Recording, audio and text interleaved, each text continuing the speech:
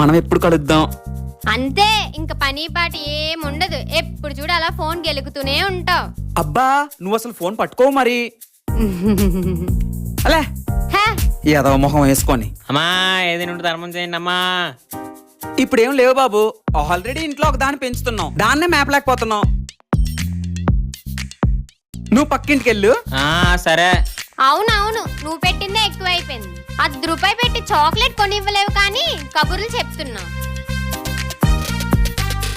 ఓసే అసలు చెల్లంటే ఎలా ఉండాలో మన పక్కింటి పావని చూసి నేర్చుకోవే. అన్నీ ఒక మాట కూడా అందు. దానికి వాళ్ళ అన్నయ్య ఐఫోన్ గిఫ్ట్ గా కొనిచ్చాడు, కానీ నువ్వు ₹10 ఐస్ క్రీమ్ కూడా కొనివ్వలేదు. ఆయన గిఫ్ట్ లో ఏముందే, అన్న చెల్లెల మధ్యలో ప్రేమ ఉండాలి గాని. నీ ఫేస్ కి సూట్ అయ్యే మాటలు మాట్లాడరా పకోడీ. అయినా దీంతో పడలేకపోతున్నాను రా బాబు. ఛే